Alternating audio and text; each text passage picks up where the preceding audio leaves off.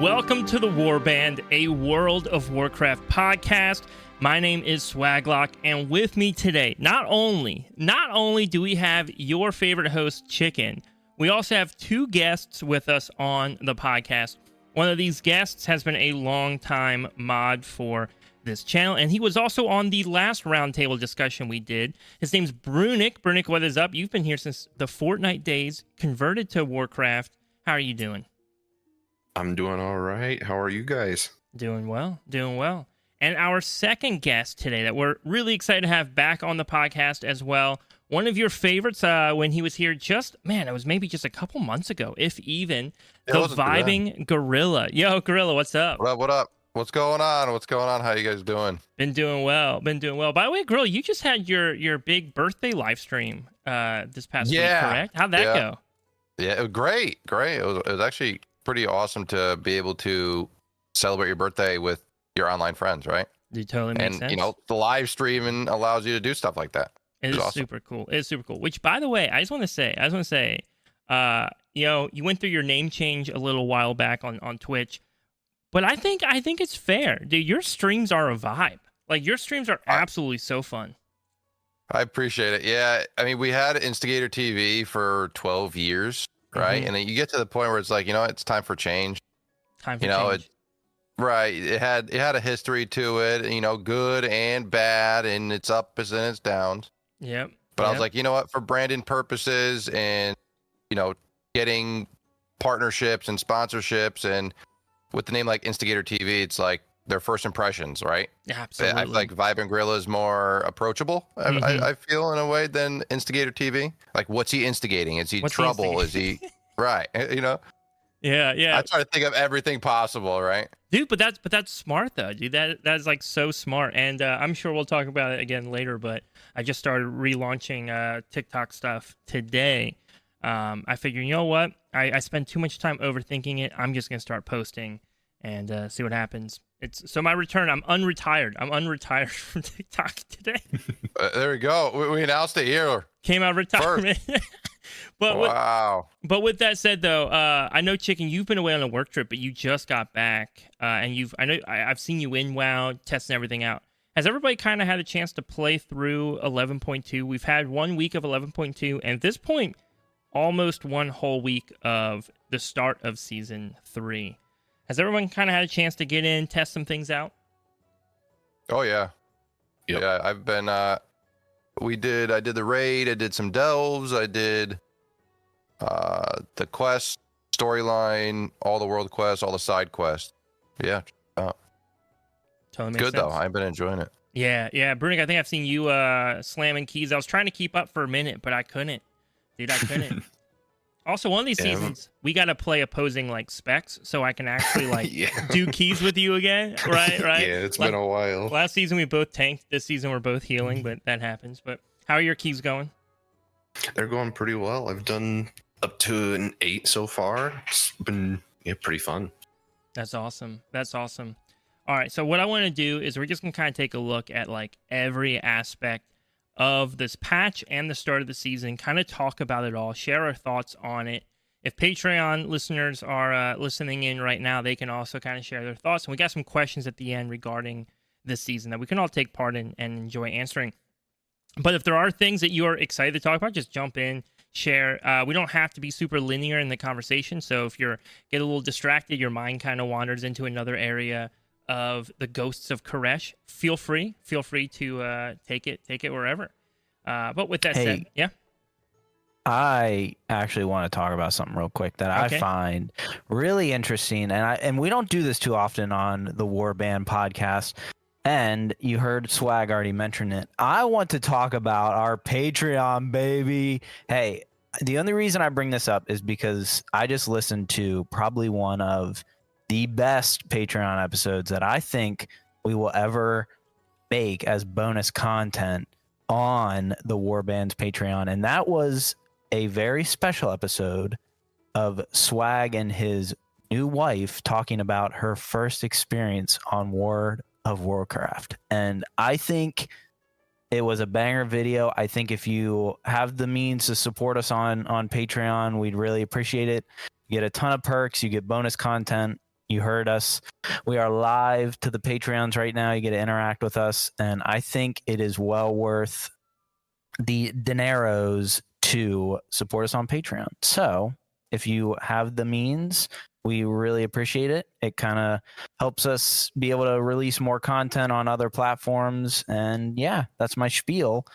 We typically don't start out like this, Swag, but I just had to promo what I think is one of the absolute greatest episodes I've ever heard. It was a fun one. Dude, it was absolutely, it was honestly, I can tell you guys have a real connection, and I can tell that your wife actually really enjoys playing this game. So it was fun to listen to it, to be honest. So do you know who inspired me on that? VibingGorilla. Watching him and his wife game together on stream. Ah, okay. Yeah. Oh, I appreciate that, dude. My wife is gonna love hearing that because she just finds it so interesting, and she loves like reading the comments of people like, "Oh yeah, you know, my wife and I do that too," or "I met my wife on World of Warcraft." She goes like, "How awesome is that? Like, you met like on a game you guys both like." You know, people meet on here, and it's just freaking all around great. It really is the community that forms. I think that's what I love. You know what? Actually, let's make that the first kind of conversation piece. This will be a brief one.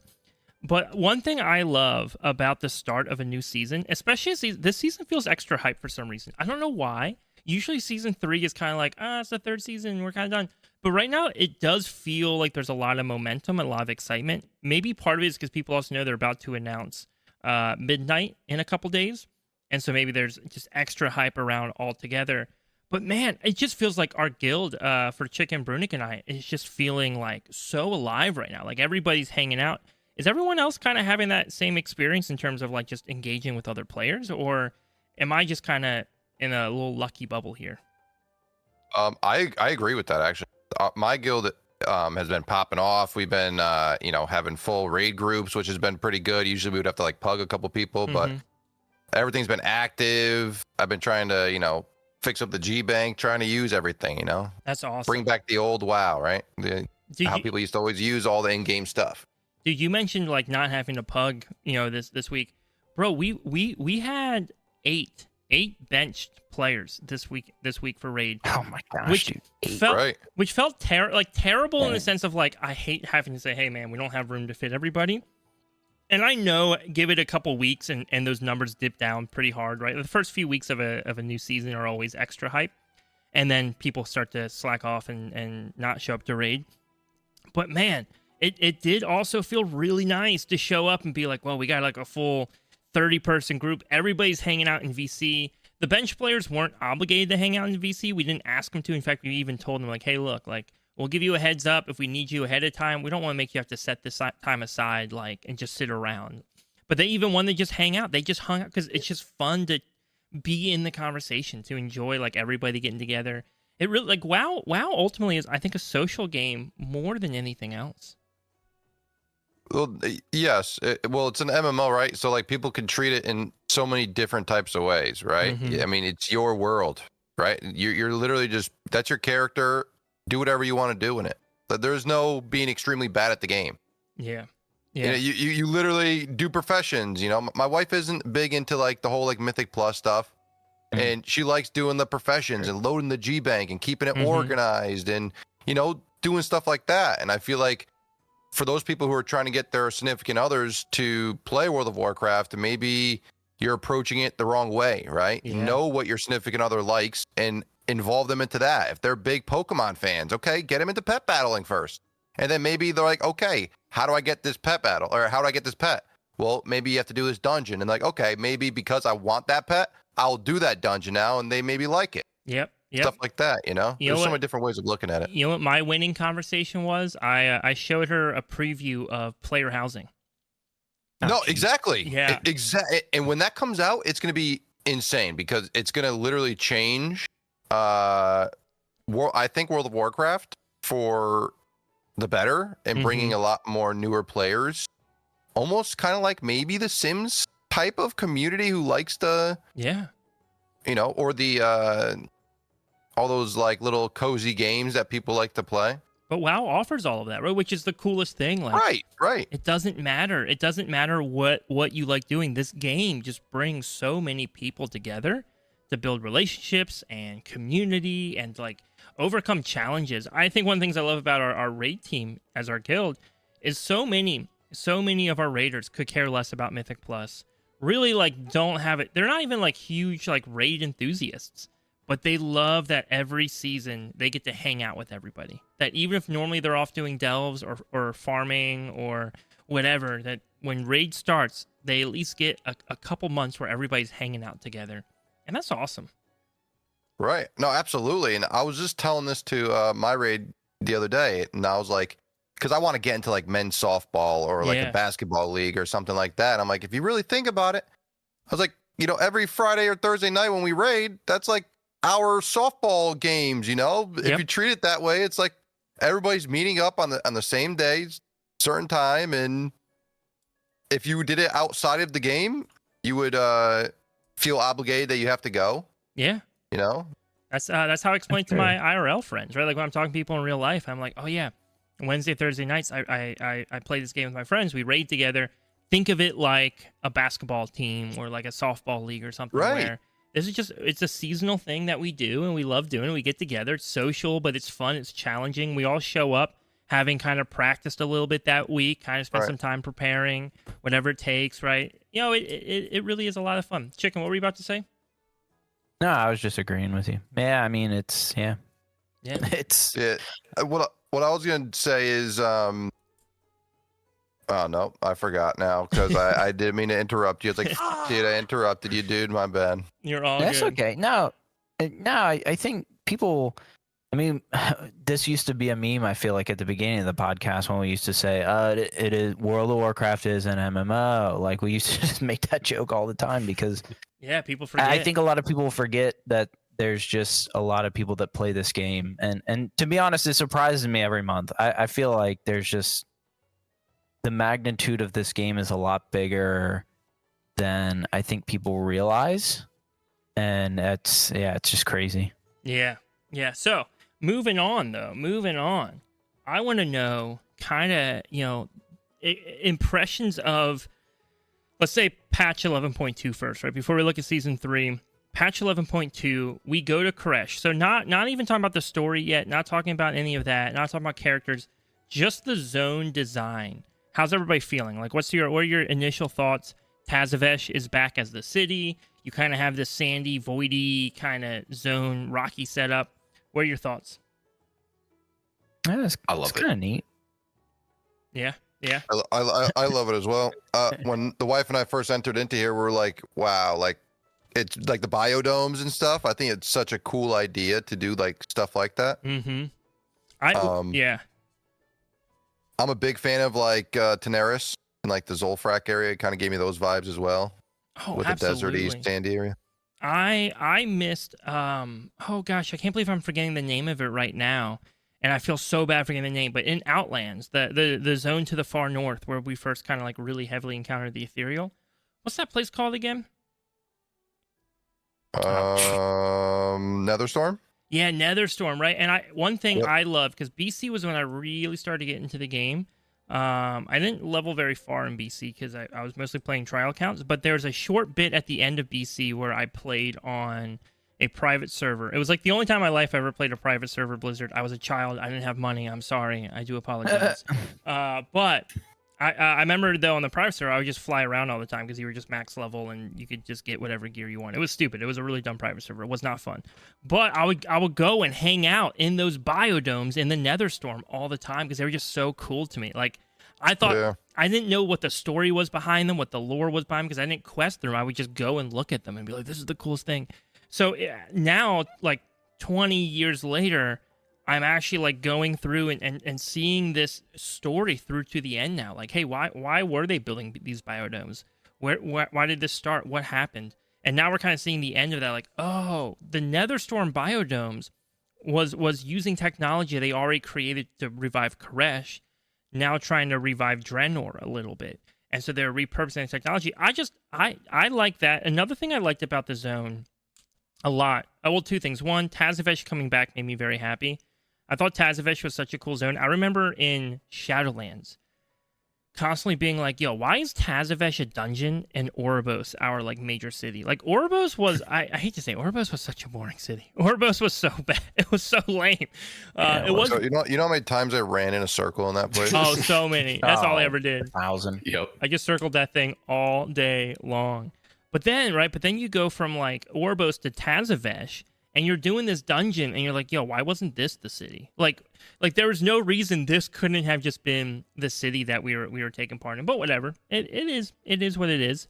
And now that we get to go back and have Tazavesh be this hub again, it feels good. And it kind of reminds me a little bit of Dalaran coming back in Legion, where you're like, oh yeah, I like this place. It's back again.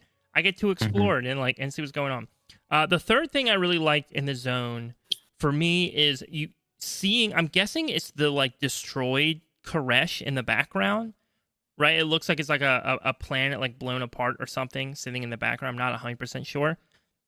But seeing that in the background and all the voidy stuff going on kind of just adds this level of like urgency to what we're doing. Like every time I look up and see it, I'm like, oh yeah, Dimensius is like right around the corner. We got to take care of him. We got to handle it. Like I thought that was the coolest thing, just kind of going in and be like, wow, this is urgent. Like what we're doing, I can't just dilly dally. I gotta get it done. And I think the design's cool. It's not undermined in the sense of like it doesn't feel like they created this like crazy wild city from the ground up and all this stuff. It's a little bit more simple. Maybe some people don't like that, but again, for what you said, that sandy kind of vibe is I think it works really well for this. Yeah. No, I think the zone is really cool. I mean, I feel like Tazavesh and that kind of the race kind of has a special place in my heart. And if you're listening to last episode, I don't know what it is, dude. The helmets, man. Whew, they just have a special place in my heart. So going to Koresh and just kind of chilling in Tazavesh and doing that kind of stuff is, oh man, it just gets me giddy. If you want to experience the new area in a different way, get the inky black potion, and it makes everything brighter and a little darker too. Whoa. And it's a little different. The biodomes are sick looking when you do it. Absolutely. We'll definitely have to. We'll definitely. They're cheap on the auction house. Oh, auction house. Okay. Auction house. Oh yeah. Dude, all I remember was what was it back in season 3 of Dragonflight, where all the raids had to use the inky black potion because you just couldn't see the mechanics otherwise. Oh, I have no Wasn't idea. that on like Smolderon or something? Yeah. Yeah. Oh my gosh. Oh right. Oh, and I think goodness. they may have used it on T-Swift, but I don't remember. Oh yeah, I think you're right. Yeah. But it is really cool though. Ultimately, right? Like to see these zones that have like, because you know what else it reminds me of too. I think it reminds me just of Outlands as a whole being ripped apart, and we have the Void Elf like kind of zone, the something Rift, the Trafalgar Rift or whatever. I think that's a character from One Piece. But they have like they have that like rift that they live in with those like the floating land in there. But then ultimately it does remind me of just being back on Outlands. Outlands was this wild spatial experience in World of Warcraft, and it's cool kind of seeing that concept revisited of like planet chunks just floating. Yeah. I mean, it's a cool zone, to be honest. Yeah, I think we talked about this last. I mean, to be honest, I'm gonna say it. It's a hot take. I mean, Khazalgar is all right. Let's be honest. It's not like, to me, I don't think it stands out as anything, major. I think base Dragonflight was probably better than base War Within. But the zones in this are just bangers, dude. They're nuts. Like all the 0.1 and 0.2 patch is, I think, head above heels when it comes to Dragonflight. I just don't think the Dragonflight zones even touch. Okay, but Halifall, Halifall's kind of sick. Here.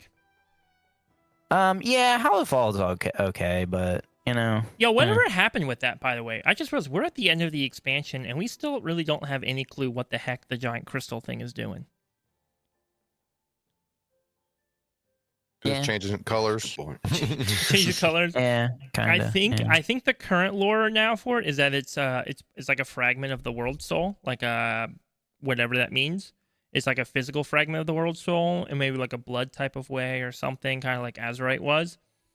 But it looks like originally when the War Within was started, it was supposed to be like a Naru thing, and they've kind of shifted it. So one thing I've noticed, and this leads into maybe the next topic, is that it does kind of feel like the War Within as a whole was supposed to be one conclusive like expansion, and when Chris Metzen came on board, it kind of broke it apart into multiple stories, and some of those stories definitely got shelved for later, like the Haranir race of elfy troll things that were really cool, and I thought for sure we were gonna get them as playable races. I was convinced we were getting them as playable races this expansion. We will eventually, I'm sure, but we didn't yet. But with that being said, though, right, like we go to Undermine, and then all of a sudden from Undermine we're like going to Koresh. It almost feels like they're getting us away from Khazalgar as fast as they possibly can. They're just like, Undermine, Koresh, you're going elsewhere. Coming into the story here, because it does, I will say, and we talked about it last week on the podcast, I think it does feel like the story beat has changed quite a bit this season. Like the writing just feels different. The direction feels different. The urgency feels different.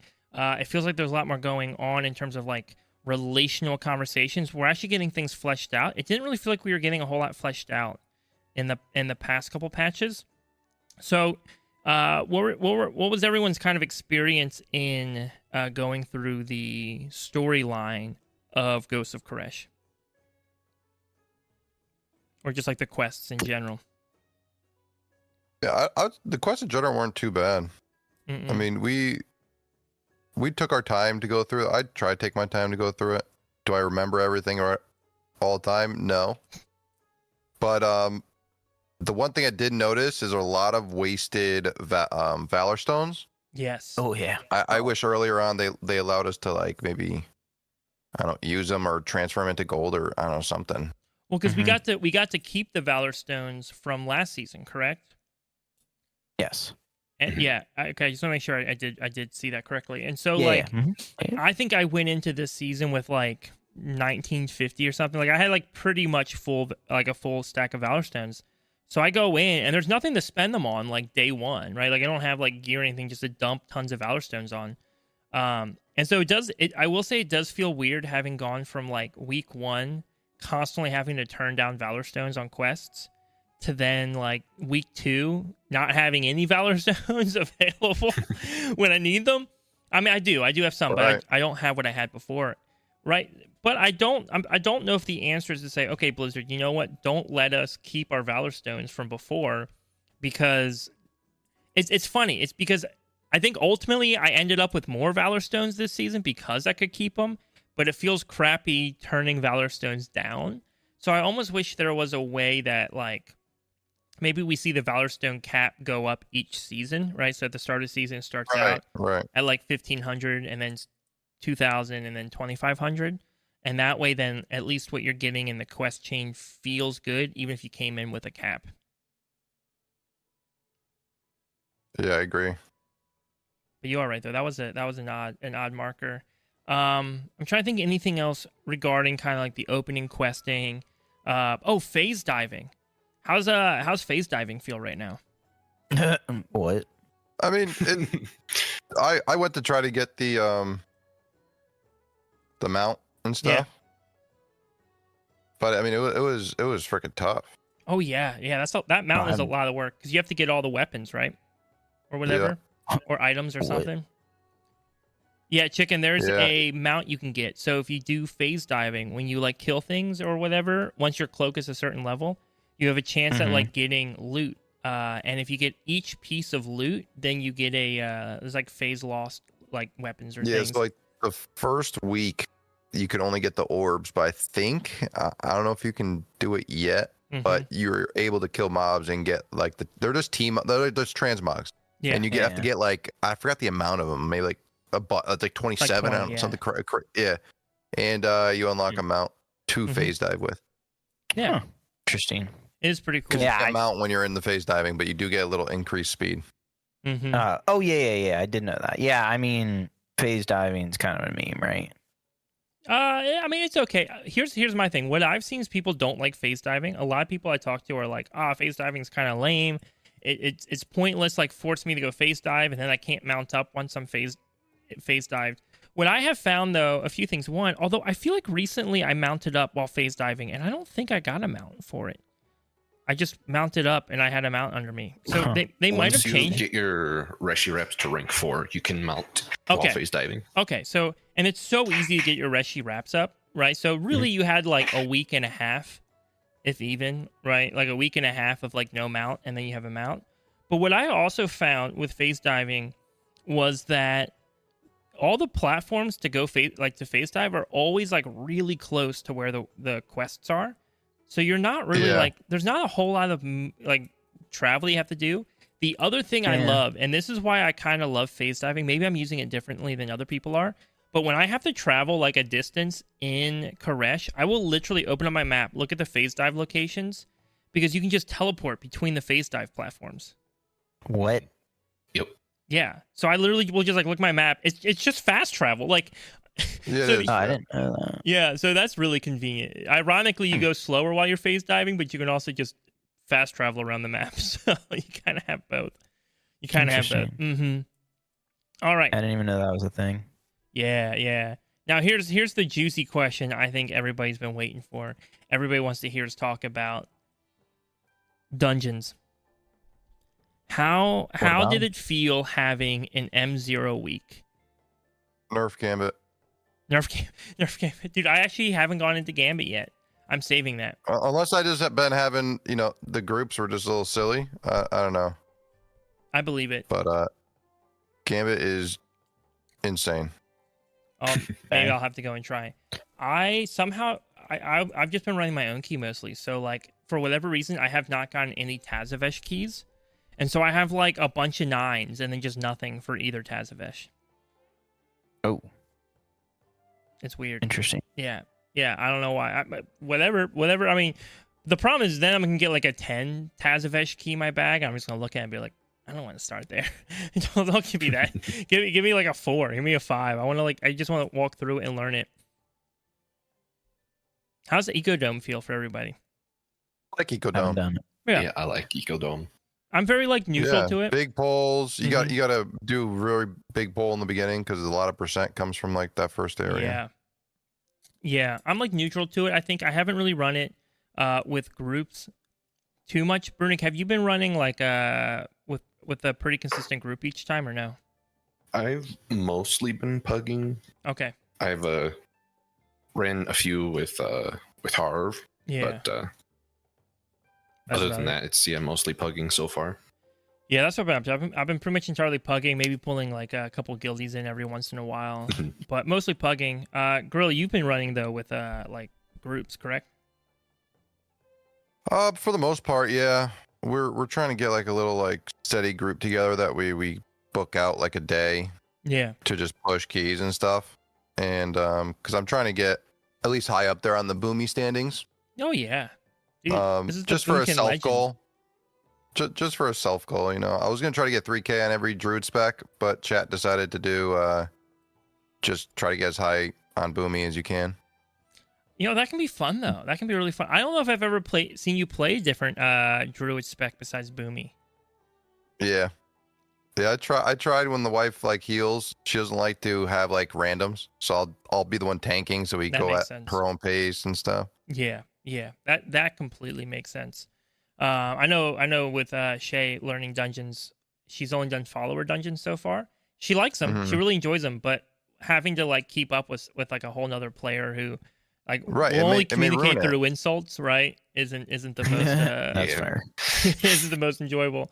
All right, but no, I'm just curious. How's it feel going into things like Ecodome and Tazavesh, both Streets and Gambit, even Halls of Atonement, right? With pre-made groups, like with groups that are growing, do you feel like that's allowed you to kind of like learn mechanics in a kind of a better environment rather than pugging? Absolutely, 100%. Because I mean, you're communicating, and well, you know each other's play style first off, but you're also communicating, saying, "Oh, I got this done, I got this," because there's a lot of CC. Yeah, and if you get a group that CCs, the dungeon is completely different. If you're not CCing, You're playing the dungeon on hard mode. Oh, absolutely. You're right. It's another affix at that point. I saw a TikTok this week that was very interesting, and it kind of brings up this conversation a little bit. But the TikTok was asking Blizzard to please change interrupts so that if two people interrupted the same mob at the same time, that the game would just go, nope, this person did it first, the other person, you didn't waste a cooldown, right? I think essentially being like, right, which would be the idea. How are you going to do that with PvP, right? Right. Maybe war mode. You turn on and off war mode. I don't know. Yeah, right. Because that becomes a question too. Like, how do you make it so that's not abusable and whatnot? But then there's also part of me that I look at those things and I look at it and I'm like, at the end of the day, I actually think I genuinely like WoW more when there's a benefit for playing as a group, right? Because I think the more they do to make things as puggable as possible, the less they incentivize playing as a group. And there is something when you're in VC with like 4 other gamers and you're all calling out like, I got this, I'm handling this. That feels much better than even just being in VC with those 4 other gamers, but mentally being like, it doesn't matter what we do because the game will just solve it for us as we go along. Yeah. True. It's definitely a change. Also, +2s are so much harder than like medium to higher keys. Every 2 I've run this week has been the wildest experience of my life. Mm-hmm. Yeah, oh my gosh, they've been awful, dude. Oh my gosh, you got to think you got a mixture of all skill type of players playing at a mixture, right? If you're pugging. Yes. So. Mm-hmm. And you just don't know, right? They're awful too. Yeah, well, because you don't know when you're pugging of like, because when you're running with a group, right? If you have friends that you're all running together, and you go into a dungeon and maybe you don't succeed the first time, but over time you learn it and you kind of get your feel down, right? Like, this is the route we do. This is how we handle. This is how we interrupt. This is how we deal with these mechanics. And then when you pug, though, every time you pug, it's a fresh group. You don't know how each one of them is going to do something. You don't know what routes they're going to take. Expect as little as possible. Like, until you go to like the higher ends of Mythics where you know that everybody knows what they're supposed to do. Yes. Right? If you're in the medium range, you're gambling at that point. Yes, absolutely. I don't know if I brought this up on the podcast last week. I think this happened after we recorded. I think if I brought it up last week, I do apologize. But I was just thinking about, so let me explain my train of thought. I feel like every Halls of Atonement I've done this week, the route has been different. Like, every single one I've done has a different route, which is fine. It's week 1. People are figuring out what they want to do, even if it's an older dungeon. But I'm just tagging along as the healer now, right? I'm not tanking this season, so I'm just tagging along as the healer, like, okay, dokie, here we go. But I started thinking about Halls of Atonement, and I don't remember if I shared this story. I don't know if there would be a better time for me to share this story. I was in a Halls of Atonement week 1, so in M0 week. I was in Halls of Atonement running with guildies, and I died pulling trash leading up to the second boss, right? The whole group wiped. The tank had overpulled. Wait. I was the tank. I was the tank on that run. I overpulled. We died. Whoa. Yes. Right? Whoa. So we all wipe, whatever. Healer runs over, revives me, brings me back. I accept the revive. And all of a sudden, I'm in the final room of Priory, getting destroyed by like every pack in Priory. And then I die. In Priory. That's nuts. Yeah, you didn't mention that. It happened after the podcast. Okay, it happened after. I just had to make sure people know that I've had the wildest experiences in. Pretty wild. Oh, and then this week I ran Halls of Atonement. I think on a 9. I think it was a 9 Halls of Atonement, or an 8. It was an 8 or a 9. It was going really well. It was going like we were doing really, really good. We get to the third boss, the one that spawns the ghosts that you have to take to the little jars, and a ghost spawns focused on no one. It spawns in and it's just sitting there. It's just sitting there, chasing nobody. Like, even the tank's running away, hoping it follows him. Like, it's just sitting there, just like dealing AoE damage till the whole group goes down. And I'm like, oh my goodness. I feel like a lot of the dungeons have been a little buggy with like clicking on things too. Yeah. Like when you have to do like the mail and stuff, and sometimes it doesn't always work. Yes. Absolutely. People are falling through the ship still. I mean, there's a lot of bugs going on. Dawnbreaker's bugged? Are you for real? That's crazy. All right, for Halls of Atonement, right? Yeah. You get to that room with all those mobs in it, the little ghosts that heal the mob. Yeah. That big mob. Yeah. What do you guys do there? Do you guys take it all the way to the back room in the corner? We've started, or all the way to the front room and just like LOS, or do you guys kill everything?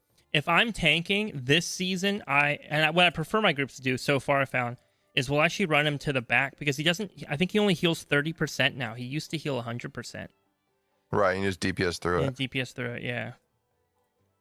But I've had some groups just try to pull everything in that room. You used to be able to like cheese it and just freaking LOS and it wouldn't heal. Oh, back in Shadowlands. I think they fixed that eventually in Shadowlands though, because I used to do that and he would heal through the wall. Yeah, but again, he would heal 100% through the wall. Now he only heals 30%, which is very doable. So I'm curious to see if new mechanics will come out from that. I had something on my mind that I was going to mention. I don't remember it anymore. It's whatevs. But I will say though, it's been really fun playing through the dungeons. I've enjoyed them. They're definitely challenging. It's definitely been difficult, but it has been really fun. This is a good rotation. I don't know if there's any dungeon in this rotation that like inherently I dislike, other than maybe things that like feel wonky. Like Halls of Atonement feels wonky after spawning into an entirely different dungeon mid-run and having a boss bug out. Maybe Dawnbreaker gets a little buggy sometimes, but in terms of like actual dungeon design, I don't think any of the dungeons are designed in ways that I'm like, oh, I hate these dungeons. Even Gambit, if they can nerf it a little bit and fix it, I actually genuinely like Gambit. I'm like so motivated to just make that dungeon my little I don't know if you're allowed to swear in here, I'm sorry, but no, I'll edit it. You're good. All right, perfect. Sorry. No, you're totally fine. But yes, dude, that place when it's a hot like Ruby Life Pools, everybody hated it. Yeah, because it was I like it. It's 3 bosses. Once you master it, it'll be easy peasy. Right? Yeah.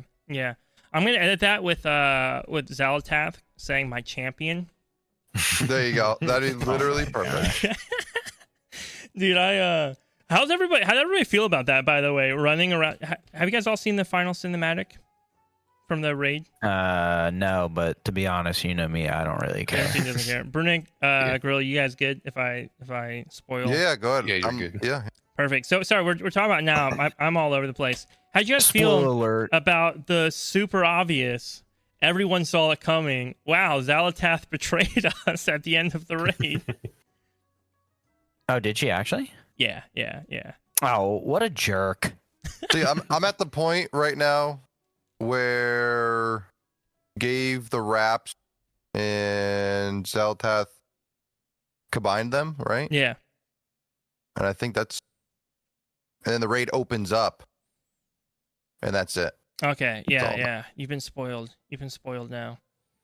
Mad spoiled. I feel like it's I figured they were gonna betray us. Come on. Yeah, it's like the easiest prediction. The easiest prediction. Give me this. I promise you. You're either gonna die or die. So pick. Die or die. Now here's the thing. I will say though, if Zalatath comes to me and is like, "Hey, my champion, you want to just help me tear down Azeroth?" I might say yes.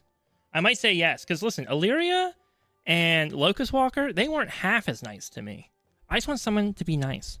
And Khadgar's in a wheelchair, so he's not very helpful. Rip. Oh, but I guess Zalatath put him in the wheelchair. Never mind. I'll save Azeroth.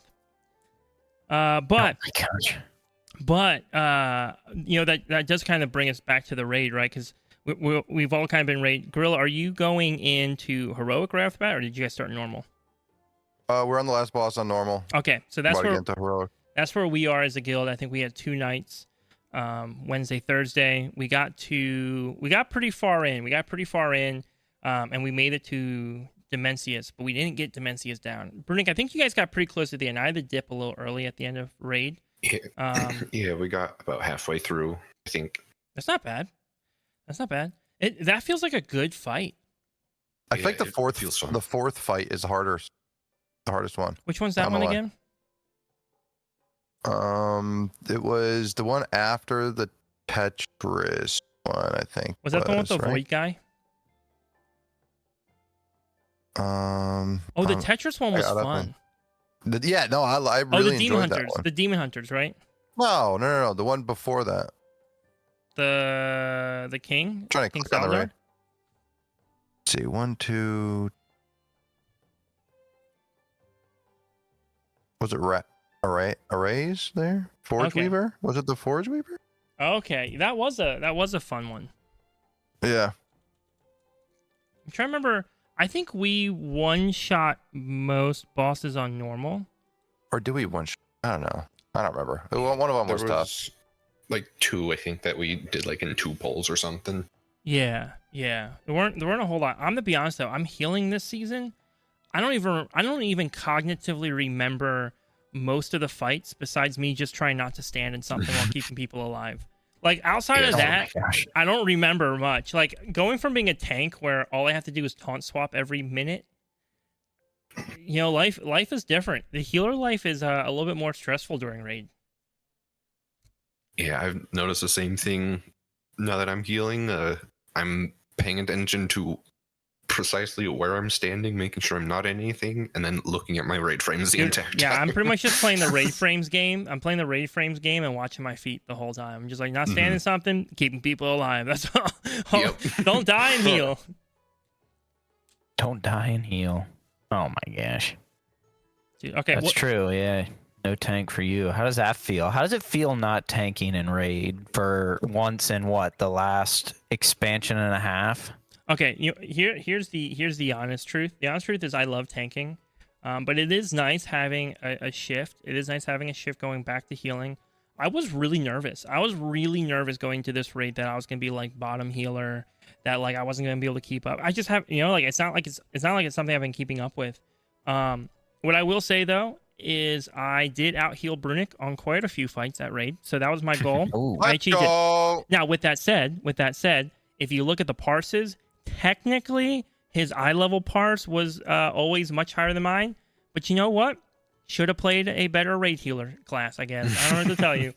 Oh my god. Yeah, unfortunately, Disc is one of the bottom raid healers this tier. So oh no. Yeah, let's just say my skill is carried by the fact that my character just has higher output based upon class and Blizzard's balance.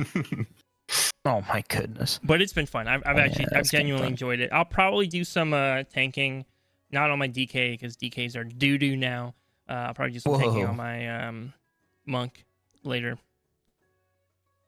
Okay. Brewmaster is actually looking very strong. Dude, Brewmaster's a vibe. Season. Yeah, Brewmaster's a vibe right now. With that said too, like what is people's favorite like boss at raid? Like if you're like, yo, this one was the most fun fight, which one would it be? Wall one. Yeah. Enjoyed a lot. Yeah, I like that one too. I saw a post though. You get backhanded and you just get smashed into the wall. That one is an interesting one because you watch like Race the World First Guilds and stuff doing it, and they just run like the weak gore that tells everybody what to do. Obviously on normal it's a lot simpler. Once you get to heroic and mythic, it becomes more complicated. But it's definitely one of those fights where like sometimes you gotta have some fights where you turn the weak gores off and you just solve it yourself in the moment. Because that's one of those fights that just feels fun. It's just like a fun fight. Right. I'm trying to think what else. I like the first boss. The first boss was like an interesting change. It wasn't like crazy, but it was a fun little change. And I like Salazar. I like the first boss too. Yeah, I liked Salazar too. Salazar was a really fun fight. I actually did enjoy that one quite a bit. That one was really fun. But again, all of this is on normal, so I'm curious to see how it'll feel like once we push up to heroic. What fights are going to feel like then? That's true. Yeah, I just think it's going to hurt more. I feel like if you're doing it on normal, it's not like a whole lot different, right? You're soaking something and things explode on you. You're taking more damage type of stuff. Yeah, absolutely. It's definitely we were kind of joking like I'm just watching my raid frames and like trying not to stand and stuff, but that really is like I don't know. Bruniik, I'm trying to think if there's any moment during the raid where like we had very specific things we had to do as healers, or else like people are gonna all die. I don't think in normal really. Nah, we'll see with heroic. I think that kind of I felt let down in that regard. I know the first handful of fights, I was literally like, while our raid leader was explaining them all, I was literally just building weak auras and trying to figure out how I wanted things to like look at my screen. I had straight up. Okay, so for people to know, going into the raid, I've been playing Totemic in dungeons, and then going into the raid, I switched to the Farseer hero talents instead. Literally just walking in that night, we walked in the door, and I was like, I should try this. And I swapped them on the spot, Bruniik, right before the first boss. All my talents, right before the first boss. And for the first, like, 3 fights, I'm just, like, sitting there trying to figure out how the heck to play this thing and what works. And it's so different than what I'm used to. And I felt bad because, like, I wasn't really listening to anything that was being explained, like, in the fights and, like, keeping track. But at least for our roles, other than, like, occasional group soaks where we have to go soak as a group, or if we got something, we'd have to run it out, which DBM always gave us a heads up on. Yeah. It wasn't like... There wasn't anything that was like, whoa, this is crazy. I got to remember to do this. I have a job. I'm curious if that changes at all in Heroic. But the raid overall looks awesome. It does. I would say this one's got great vibes. I love Undermine. I love the Galagio. But yeah, that was good. Yeah. Yeah, but dang, this one's cool too. Like, this is also another really cool raid. I was worried that it would be lame having another purple raid after season 1 already having a purple raid.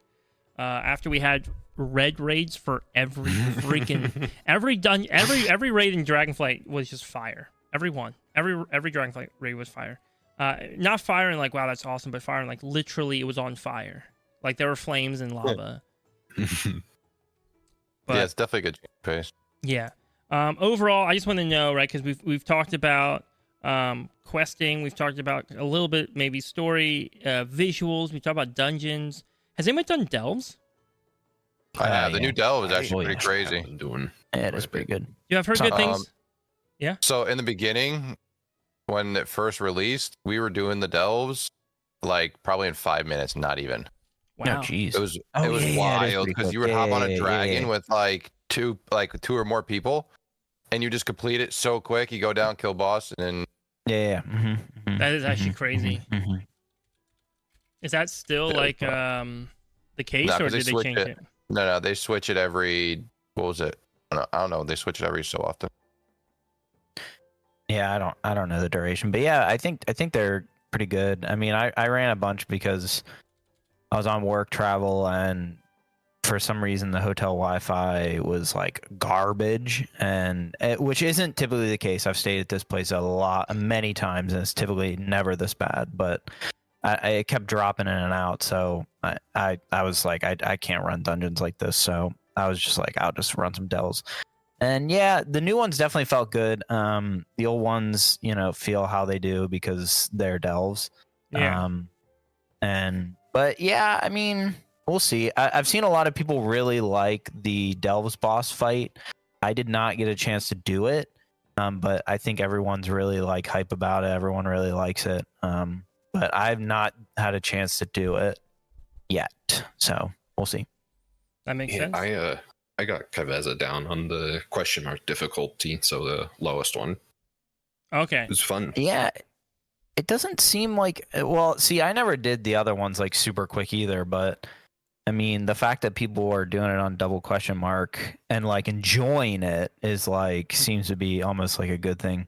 Yeah, it seems like a really good... Especially for Blizzard to end the expansion on like a good note with delves of being like, oh yeah, they got it to a spot that I think people are pretty happy with. Feels good. Gorilla, have you done the Kaveza fight? No, I don't. I haven't touched it either. No, you're all good. I haven't. I haven't touched it. I haven't. I was watching people throw like hours and hours and hours and hours at that fight, and I was like, I just want gear. I just want to go get gear. I'm just gonna keep gearing up. Okay. Yeah. We talked elves, talked dungeons, we talked raid, we talked quests, we talked zone design. Overall, and I want to hear from everybody on this one. Overall, like, what's your impression of Ghosts of Koresh? Right, the 11.2 patch, changes to classes and balance, the zones design, the raids, the dungeons, everything, like everything included. Overall impression. How does it compare to the other two patches we had this season? Maybe even how does it compare to other patches from past expansions?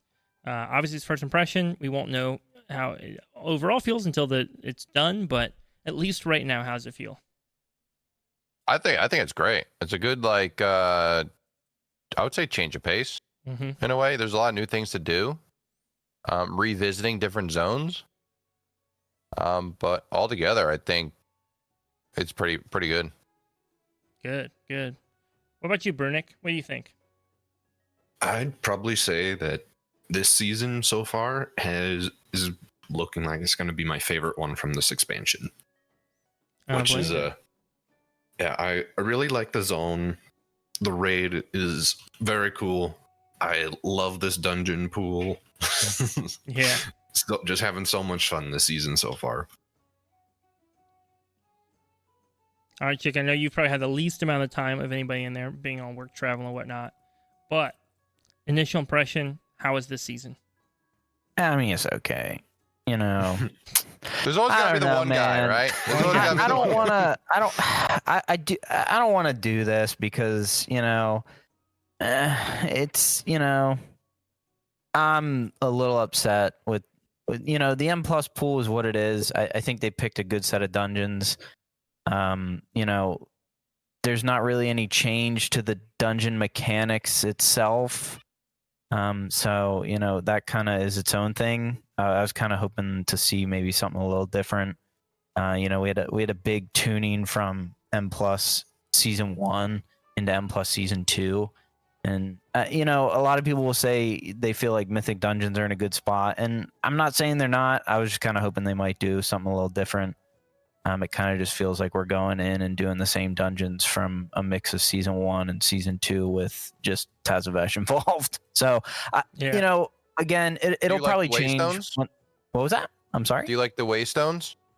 Where you're able to see the halfway mark? It's a little different from dungeons. Well, not only can we see it, but I think we have more of them now, right? Like more respawn points. Yeah, there's definitely, that aspect was fun. Right, but I was looking for something in terms of just like raw gameplay. Like let's get some different affixes. Let's kind of change things up a little bit. Maybe things go back to I don't want to say go back to the way they were in season 1, but just seeing like some more like big changes like that, I think would have made me more a little excited. But dungeons are I think they did a good job at tweaking them a little bit to change them. Like I think of. Arakara, is definitely a lot different. You got to pull a little more trash than you did in terms of season 1. Yes, and absolutely. Dawnbreaker, I think they did some good fixing on that. It doesn't seem as visually bad. I think it feels a little visually smoother. But yeah, I mean, it just kind of feels like the dungeons from last season are still just the dungeons from last season, right? And the dungeons from season 1 are still just the dungeons from season 1, minus a couple.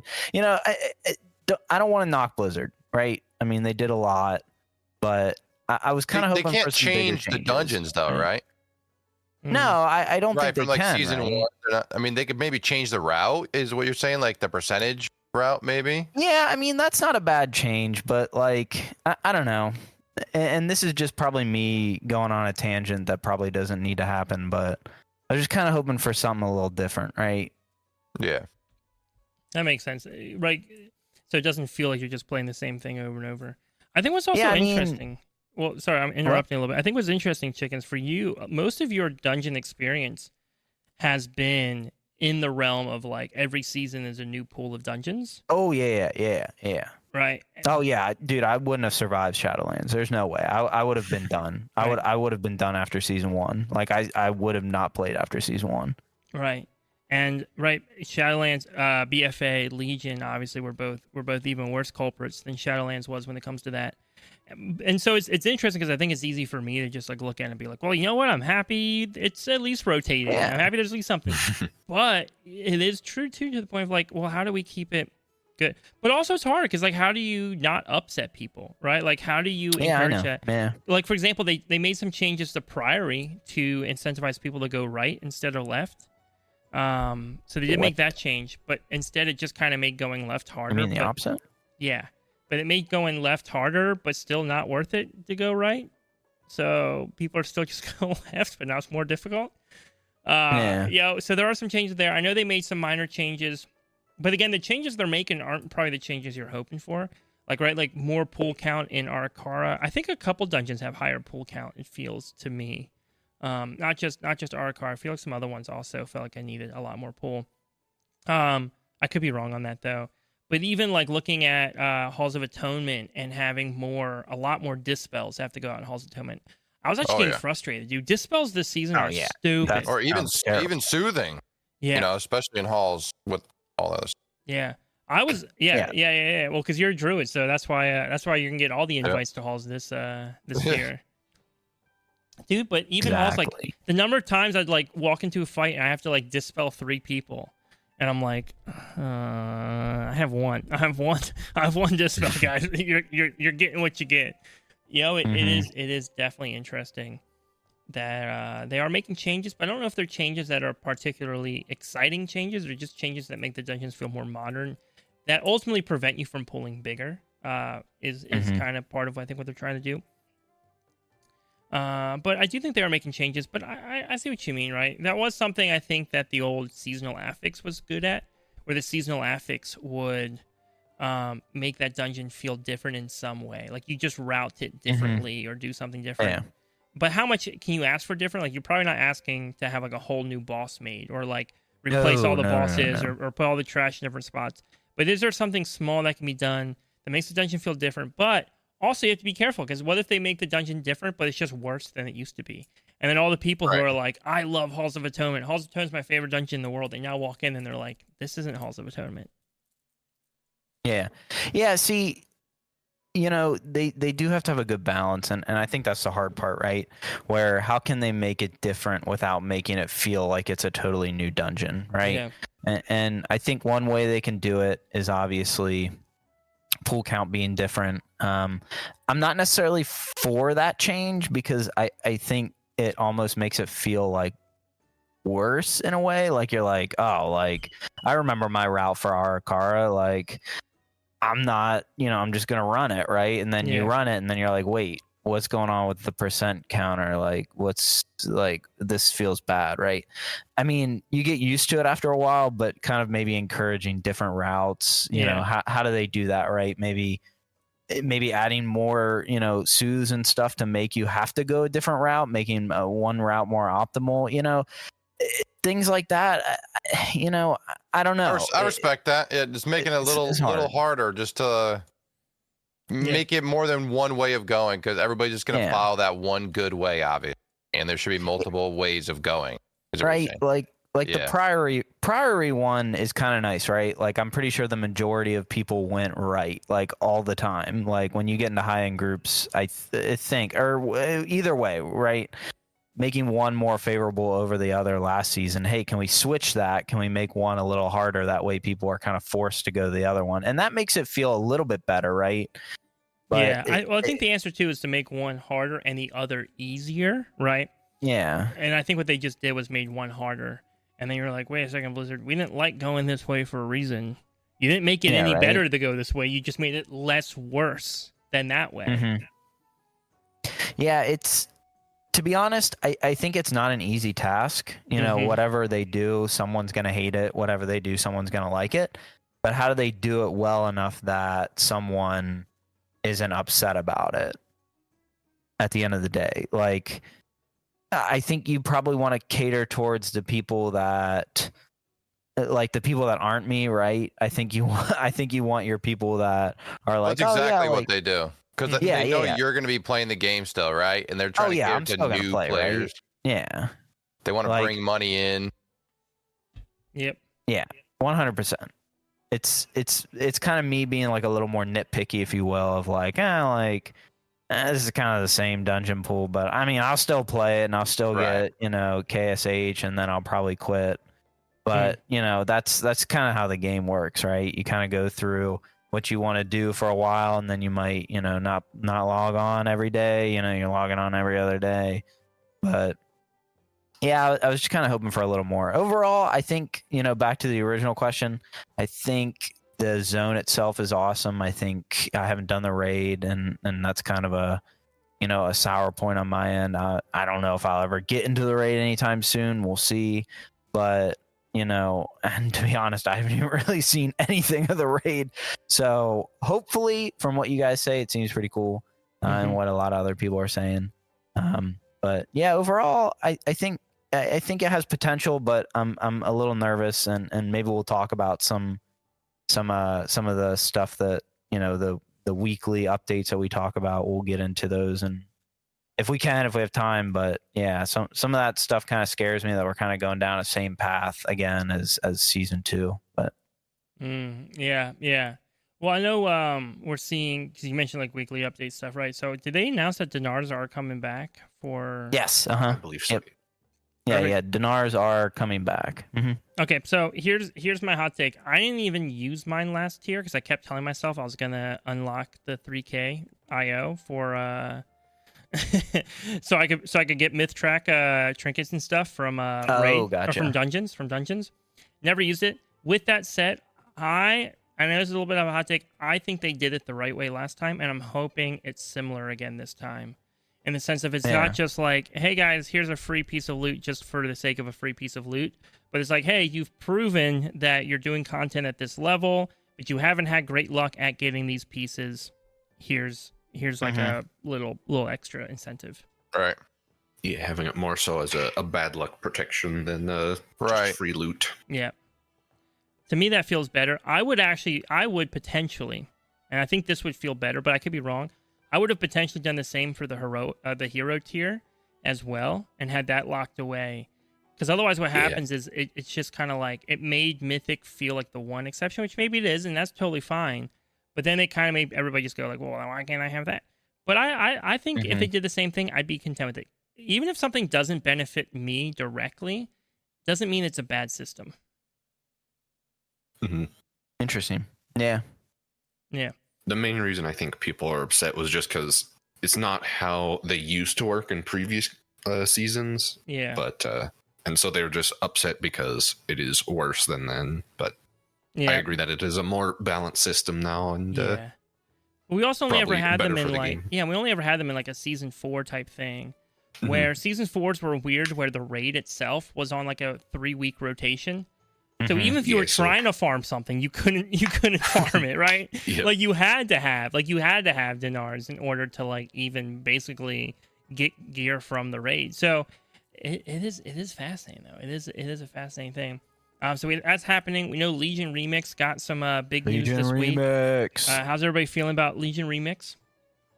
Bro, okay, I think. You think the Druid farms are gonna come back in a different way? Yes, that's exactly what I was gonna say. Actually, no. That's not even what I. That's not. Give me the sparkly cats, dude, and I'm cool with that. I don't care if it's a different color. Did you notice that they like announced the like order hall mounts and stuff and like different transmogs, but didn't mention anything about Druid forms? Oh, interesting. I'm not even gonna. The crazy thing is they gave us a lot in Dragonflight. They gave us, I'm cool with that. I'm glad they gave me the Boomy form. I'm fine with that. And I feel like they give a lot. They need to give like maybe a new like tree form or something cool like that. A tree form. Oh, that would be because they cool, said actually. Mage Tower appearances aren't coming back, and that makes sense to me. Because if Remix is infinitely scaling content, eventually I think they realize that Mage Tower probably is going to become like a joke pretty quickly. Right? Yeah. Like the challenge won't be remotely the same. With that said, though, it's still challenging now. Yeah. The challenge currently is still good. I just mean in a remix because people will get super juiced, right? The remix ones. I am curious to see how Mythic Keys work out. I'm glad that the Mythic Keys are different. I've always said Legion Classic would be bad for WoW because Legion Classic would basically have 2 Mythic Plus systems running side by side in World of Warcraft, right? And it would be 2 modern day WoW. And so basically people would just have to choose which version of Mythic Keys they prefer doing, Legion or Retail. And I think that would split the player base much more than Classic does, right? Like much more. I think most Classic players don't really care to play Retail to begin with, so it's a whole different conversation. But Remix Keys kind of seem like a fun idea because it is this like constant, like my gear's infinitely scaling, but also the dungeon's infinitely scaling, right? So that to me seems like it's going to create some uniqueness and be kind of a fun thing. I also heard that you're now able to transfer your character back to core WoW anytime you want. Oh, I didn't know that. That's kind of cool. Yeah. So if you like level up a character in Remix, you don't have to wait for Remix to end for it to be transferred over. You can just transfer it. What? My gut tells me that they launched Remix and then had to make the technology to do that, right? Which is why you couldn't do it initially. But now it's like, oh, the technology already exists. We can already easily transfer. Yeah. We'll just let that option be open. Anything else in terms of Remix though? I mean, that was mostly what we heard was just about appearances, transmogs. Everything seems very Fell inspired, which will be cool, I guess. I don't know. Yeah, I mean, my only thing with Remix, and I think it's maybe a discussion for like another time or even like a bigger appearance. I think with them announcing Legion Remix for 11.2.5, I think that fully confirms that there is going to be no season 4. Oh, there's no 100%. Season 4. No shot. No shot there's a season 4. No. Yeah. I think that just kind of puts the nail in the coffin. I mean, we've talked about it a lot on the podcast before that season 4 doesn't seem likely, but I think that literally just put the nail in the coffin that season 4 is definitely not happening. Yeah. Also, one last Remix thing that kind of had me chuckling a little bit this week. Evokers are not playable in Remix. Now, I assume Drakthir are playable so long as they're non-evoker specs. And it's fascinating to me because I read a bunch of comments. Like the obvious reason why it can't exist is because there's no order hall, there's no progression for an artifact weapon for evokers. And because there's no artifact weapon for evokers, they literally just cannot get weapons in Remix. Like Legion doesn't have weapons because of the artifact weapons. And I saw a bunch of people commenting that were just baffled that this would be the case. And they're like, why can't Blizzard just make such and such the order hall for evokers and just make them a weapon? But like everything people are suggesting was like actually large amounts of work, like a lot of work involved to make this happen. And I'm looking at this and I'm like, guys, the whole point of Remix is just to be like a small little side edition that takes minimal effort for Blizzard to get in front of us, so we have like some holdover for the new expansion. Yeah. Right. Like that's all it is. Funny. Yeah, people take it so serious, dude. It's wild. Yeah. I think it's fascinating. And it's something I see a lot with the WoW community where like they'll be like, I don't understand why Blizzard can't do this. And then they'll name something that is like so complicated to develop. And you're like, you know what you're asking, right? Like new player housing. Okay, I can say this here because I don't think anybody involved is going to listen to the podcast, so I'm safe. But like recently I was like asked to do audio for like a wedding, and I was like, sure, whatever, like that's fine, cool. I meant to say no. I actually meant to say no, but like when they asked me, I was just like mentally wiped out after like a long work day. And so I was like, whatever. And then like, and again, I'm doing this volunteer for free. I'm not getting paid for this. Like this is not a paid thing. I'm just doing it for them. And I just keep like the requests keep stacking up.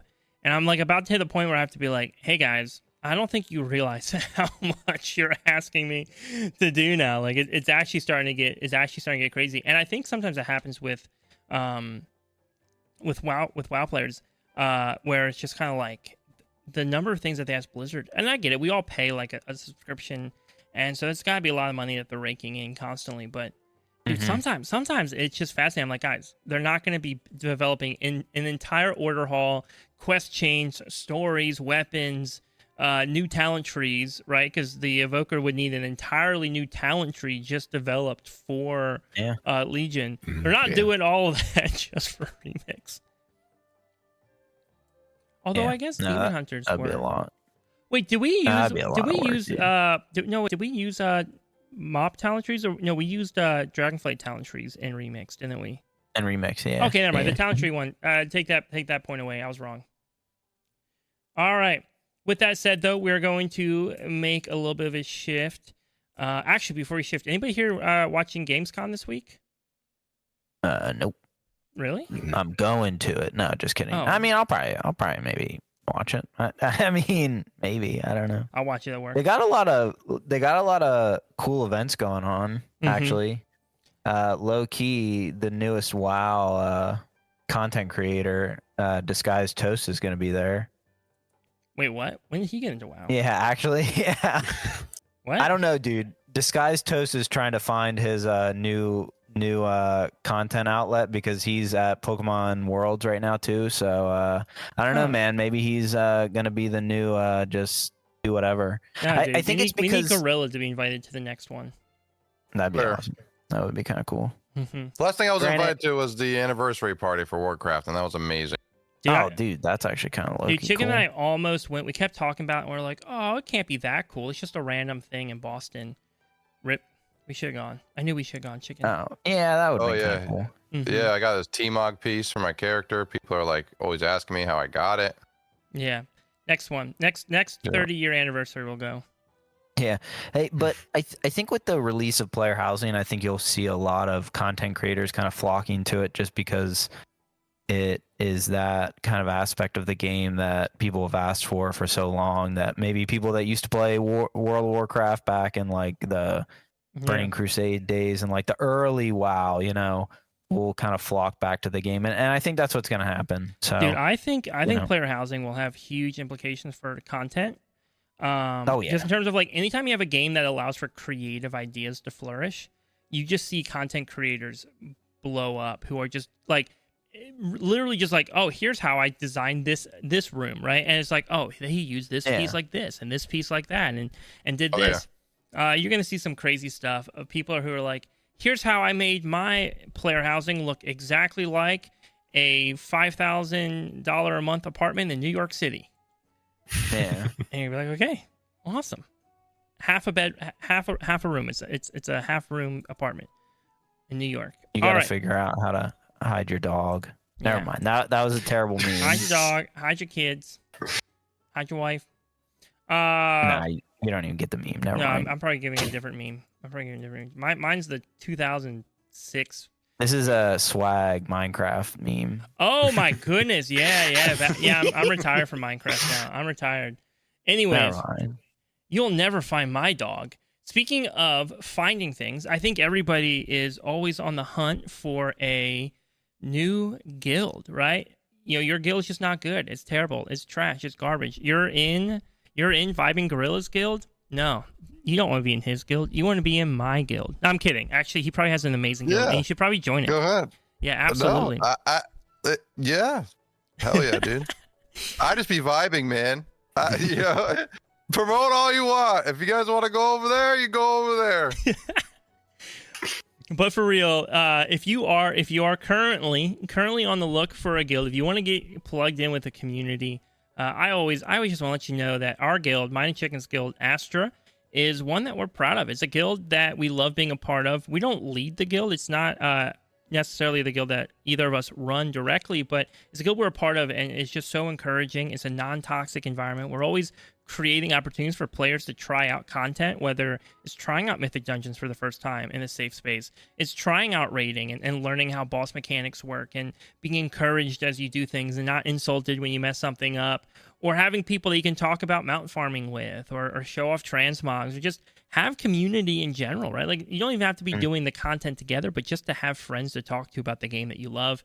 If you're looking for that, you can always join the Warband's Discord. There's a link down in the description, and ask in there about more info regarding the guild. And we would love to get you plugged in. You can get an invite to the guild from there. That would be awesome. And Gorilla, I know you do actually have an awesome guild, and we always are trying to get our listeners plugged in with communities where they can share their WoW experiences. If somebody was looking for a guild and was interested in your guild per se, what could they do? They could contact me, or just apply for it in WoW with just the Vibing Jungle. The Vibing drama Jungle. Free. Yeah, we just drama free. If you start drama, you're out. Simple as that. Don't start drama. Drama free. You said you got some raid spots, right? Yeah, we got a couple raid spots. If people want to go ahead and raid, all we ask is, obviously you put the time in. Time is the most precious thing, and I don't want to waste anybody else's time. And, if you're wasting 25 people's time, it looks a little bad, right? Absolutely. But we're all about having fun. It's all about having fun and just simply, we all work full time, chilling. Even if you don't work full time, we're just chilling. Perfect. Well, that is everything regarding guilds. Let's move on to some listener questions. Now, if you asked a question this week and we do not get to it, I apologize. This week we are focusing a little bit more this week on listener questions coming in from regarding 11.2. Because that is the topic of today's podcast. So if we missed your question this week, we will get to your question next week. And I want to start with one of our Patreon questions coming in from Glocks. And Glocks said, based on strats we currently have regarding the raid, I think AOTC will be pretty impossible to pug with no comms unless people have done it before. You know, that is actually like a really interesting question from Glocks here, because I do think we're going to see some nerfs to the final boss regarding like Race to World First. When Race to World First ends, we'll see nerfs. I don't know if we'll see those same nerfs occur to Heroic or just to Mythic. Sometimes they do, sometimes they don't. But I do feel it when we do normal. Like Bruniik, we were doing normal Thursday night on that boss, and we were struggling. Like every other boss, we're like one-shotting, we're like breezing through easy peasy. And that was the boss that we actually like hard slowed down. Also, I think some of our struggle on that boss was the flying portion. Yeah. Definitely caused difficulty and some lag. That island lagged pretty bad. People weren't able to mount up, right? Yeah. No, people weren't able to mount up. That's a common glitch. Yeah, I joked during that raid, by the way, that night, and Bruniik was laughing. But that definitely felt like a Fortnite concert. If anyone here has ever watched like or taken part in a Fortnite concert, where you're like flying around and the singer, galaxies around you and the singer's in the background all big and doing whatever, and there's Immensity just in the background while we're like dodging laser beams or something. But what I will say too though is like, I guess my question is like how easy should AOTC be to pug, right? Like how. Right, like. So keep this in mind too. It's season 3, and what happens on Heroic at the end of season 3, you get a mount as a reward when you kill the last boss, right? So they're not going to make it the easiest as possible, like season 1 and 2, right? They're going to make it more difficult as the seasons go on. And we do have turbo boost as well, and more gear. Right, exactly, and I think it's going to come down to. If everybody watches the fight, right? If everybody does their homework, like you're going into a heroic fight, that means you're trying to take raiding a little bit more serious, right, than normal. So you should be doing a little bit of research. Heroic is not meant for you to just go in there, not know the fight, and just think you're gonna, play out your butt. I also think comms are a very enjoyable part of gameplay. And I think 100%. 100%. And I think when we make stuff comms free, like we go, well, this needs to be available to people who pug only and exclusively pug. I do think it creates a problem there. And by the way, though, there's nothing to say pugs can't use comms. Discord is available. You can always your pug groups can use Discord. I do know WoW has an in-game voice chat and it works just fine. Nobody uses it, but it's there and it works a-okay. I do think ultimately you need to be able to have some fights where comms are a part of that fight, where there is communication. And otherwise, we're just saying, hey, we're playing solo as a group. And there is something fun, though, about trying to organize and assimilate into the team. But I do think people expect that by the end that they should be able to get into a group and pug it. And knowing how much more eye level we're about to get, because, again, nobody's running around with max myth track gear right now. Or even hero track gear at the moment, really like fully geared out. So 100%, like by the time this season's over and we're like juiced up with the extra dinars and we're juiced up on the turbo boost, extra eye level increase, I think Dimensius will probably, and he's nerfed after Race to World First. I suspect it's not going to be the worst fight. Right now it feels bad, but also it feels great to me because I like a challenge. If the AOTC boss is too easy, I actually get really sad because it feels like the main goal of that season that our guild worked towards was like accomplished too quickly. Right. And you don't get that satisfaction of everybody cheering when you down it, right? Like that adrenaline it pumps you up. Oh my goodness. There's nothing better. Like you want those boss kills that get you out of your seat when you kill them. Like, right? 100%. Like you need to stretch your legs. You need to like move a little bit. Those are the best ones. All right. We got another question coming in. From Tiger Ace Ray, and he said, how would you rate the overall story of The War Within now that we have technically ended the main story since 11.2.5 and 0.7 will just be side stories semi-related to the expansion. I'm seeing some people say it was a weak ending, but isn't this what a lot of people asked for us to lose at the end of an expansion for once and that the villain wins? I think with where we stand after Mana Forge, we're clearly on the defensive, and I would say weaker than when we started in 11.0. I think this might be a little bit more of a me question because it's a little more lore related, but if anybody wants to chime in first, please do so. All right, sounds good. I'll be pretty brief with this one. Not to take up too much time. I think why people are pretty disappointed with the story isn't that we lost at the end. Now it kind of sucks that we lost by being tricked, right? It would have felt better for us to go in and fought Dimensius, and then Dimensius actually just like decimates us, right? Like we just get wrecked and have to like run away with our tail between our legs and go back to Azeroth and come up with another plan to stop him. That would have felt, I think, maybe a little better than showing up and it's like, yes, of course Xal'atath betrayed us like we thought she would, right? Like, because technically we won. We won by defeating Dimensius. We just lost because now Xal'atath has his power, right?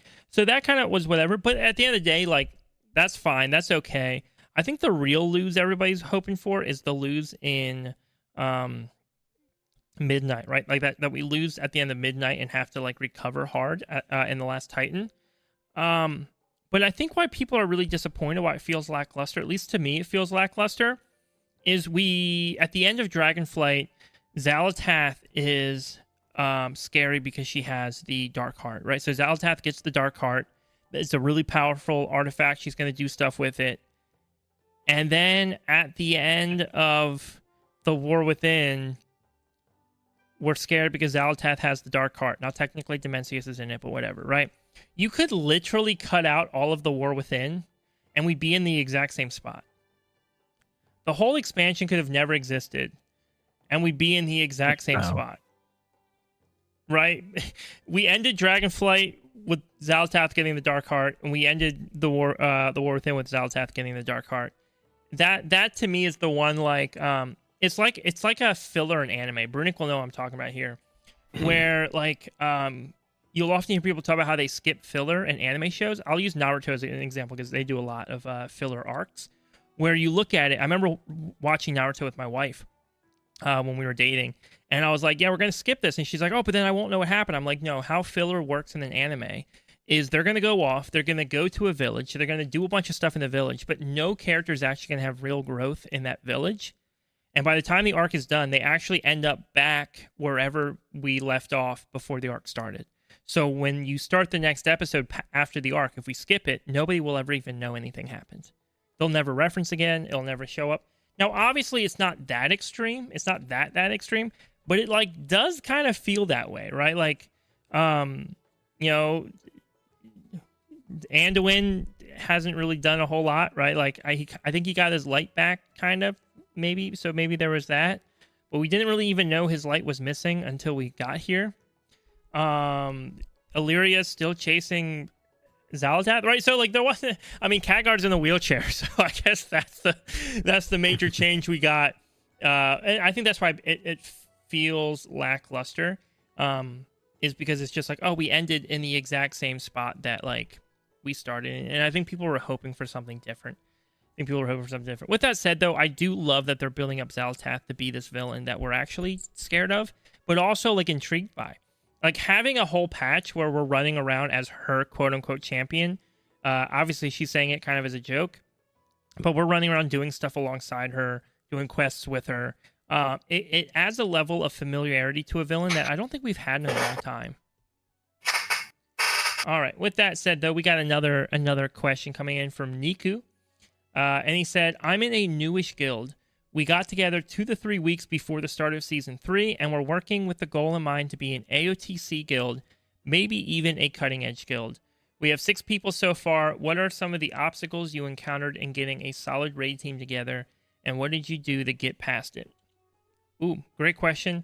I know for you, Gorilla, you've been working on building up your guild and raid team. What are some things that you found to be like successful in that?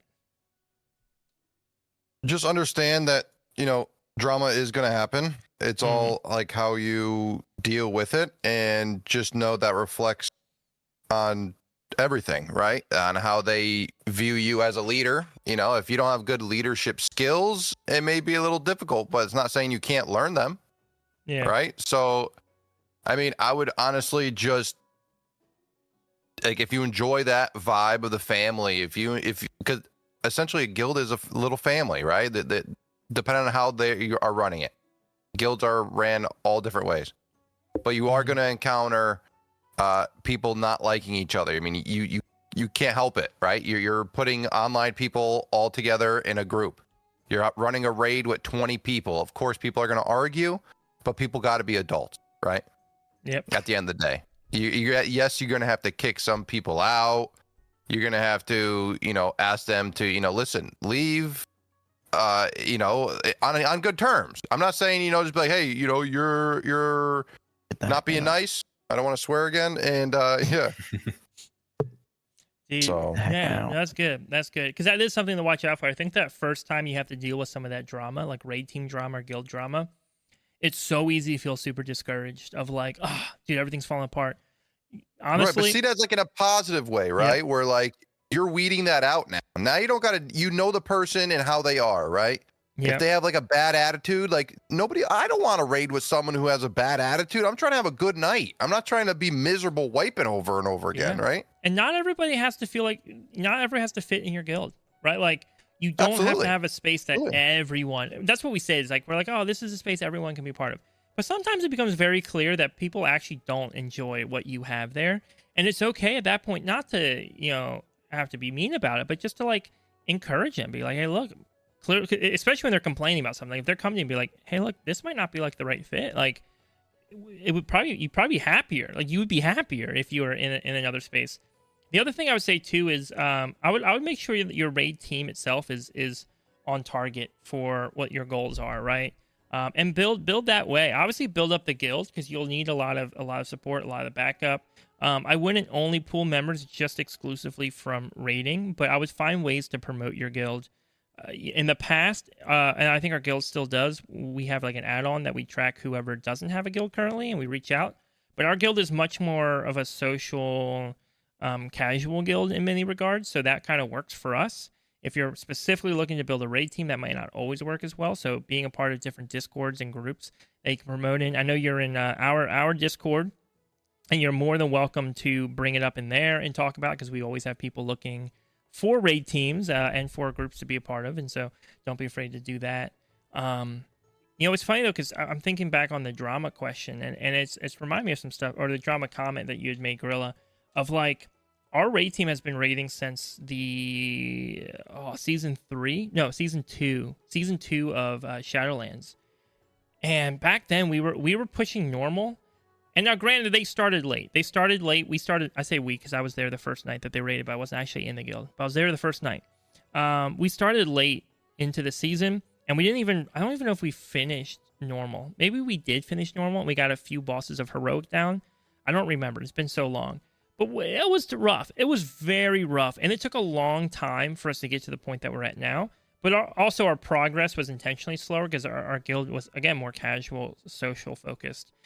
But now we look back and the number of times, us officers will joke about like old situations and stories and awkwardness that we encountered and different bits of drama that happened. Like over time, those things kind of just become fun memories. Like in the moment, it's so stressful and annoying to deal with. But over time, it softens, and you're just like, oh, remember when this person was doing this, or when this was happening? Like, everybody's, like, chuckling. So, over time, that becomes easier. But drama's definitely the biggest obstacle. That will rip things apart, but don't let it stop you. Just keep trudging forward. Get the word out there. Get the name out there for your guild, and it can go really well. All right, I'm going to do one last question. And this one's not a Season 3 question. But you know what? We have time, so I'm going to include it in here. A question coming from Talud, and he said, do you feel we will finally get a Bard class next expansion with the reunification of the elves and possibly rebuilding of Silvermoon and its Bard College? Anybody have thoughts on that? That'd be kind of neat. Yeah. Yep. Okay. Yep. Yeah. That'd be neat. That's everything. That's everything. Great yeah, thoughts. Great. Yep. So here's the thing, Salute. I am currently playing a bard in my D&D campaign right now. It's a lot of fun. Bards are awesome. They're sick. I'd love to see a bard come into World of Warcraft. With that said, there is no bard college in Silvermoon. There's no built bard college. I think if memory serves me right, Darnassus had references to bards, maybe, but Darnassus is burned down. That's gone. That we lit that on fire. Well, not me. I'm Alliance. Gorilla lit that on fire. Okay, he burned that to the ground. So I don't know. I see no reason on earth that we're gonna get a bard class next expansion. We'll find out on Tuesday. Like if they don't tell us Tuesday, then it's not happening. However, if we do get a bard class, that's awesome. I will accept it. I'd be happy. I don't see any reason we would get a bard class right now. I also don't know if an expansion about like if Midnight is like the expansion where I'm like, yeah, that's where they're adding bards. But again, I would love to have the Bard College. There's no Bard College in Silvermoon. You can go look it up. There's no Bard College. I mean, if I'm wrong, by the way, somebody posted in Discord. Let me know I'm wrong. But I'm actually, hold on. In the Patreon chat, Glocks is jumping in here and saying Winder Runner brother was a bard. I don't know. Does that mean anything? Oh, was Sylvanas' brother a bard? No, Sylvanas' brother was dead. Right? Dude, I don't know. Glocks is apparently hot taking. Yeah, he said he was a bard. I believe Glocks. I don't know why. So in my defense, I never read the Sylvanas book. Okay, so I never read Sylvanas' book. Wow, and you call yourself a WoW player? Oh my gosh! But I am familiar with what is actually in Silvermoon, for the most part. So I guess her brother, but her brother's dead, right? Maybe she brings him back from the maw. All right, Lyrith Windrunner. Sorry, we're checking this real quick. Particularly blah blah blah blah blah blah. But reporting one such party. Oh, yeah. I guess he was a singer and musician, so there's a potential there. Okay, so he himself was a singer and musician. They're not necessarily saying he was a bard in terms of like a fighting type class or something, but that he was a singer musician. No information regarding that being used in any type of combat. With that said, though, I would not be opposed. So it's worth it. But I think Darnassus had bards. I don't think Silvermoon actually had bards. So interesting. Yeah. And Glocks is right. He was not a Blood DK. Because Blood DKs are dumb now. I love Blood DK, but they're so bad right now. Oh my goodness. Give me Slappy Hands back. Give me Slappy Hands back and give me more damage and survivability. Just give me everything. All right, but with that said, that is everything that we have time for today on the Warband. Thank you so much for listening. Gorilla and Bruniik, thank you so much for being here today, hanging out. Thank you for having us. Yeah. Gorilla, as always, we love having you on the podcast. We're going to put the links to all of your socials in the description below. So if you guys want to check out Gorilla on Instagram, TikTok, Twitch, his live streams are fantastic. You definitely want to enjoy those. All of that info will be down or to the side or above, wherever your platform has their description at. But thank you so much for listening, and we will be back next week. See ya.